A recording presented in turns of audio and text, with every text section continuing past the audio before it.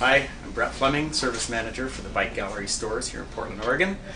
Today we're going to talk about basic chain lubrication and derailleur pulley lubrication.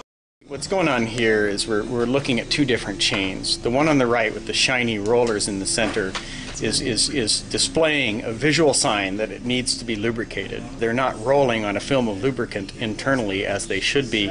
Instead, they're locked up, and as they pass across the sprockets, they're becoming polished. So this is a surefire way to tell that your chain needs to be lubricated. The other way to know your chain needs to be lubricated, there are three ways. This way here to see if the rollers are very shiny. The other is if you can hear it when you're riding your bike. And the third is if it's solid orange and squeaking like crazy and your friends are telling you to squirt oil on your chain. That's the way to know it. We're going to lube the chain on this bike, and I'll show you the method that I've developed that makes it a little bit easier for you to kind of manage all the things that you have to when you're applying lubricant to the chain. I call this my armpit method. Grab the rear tire with your armpit, which leaves two hands free. Brace your wrist here on the right-hand chainstay of the bicycle. Apply the lubricant at the intersections of each of the chain link sides. Then simply spin the crank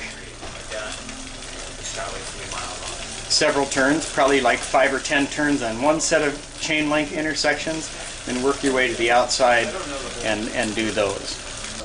It's interesting to note that the chain lube doesn't need to be anywhere that you can see. So immediately after applying the lube, and this is again the reason why we like the ATV brand of chain lube, is it has solvent in it. So you can, very shortly after you apply the chain lube, wipe off all the excess.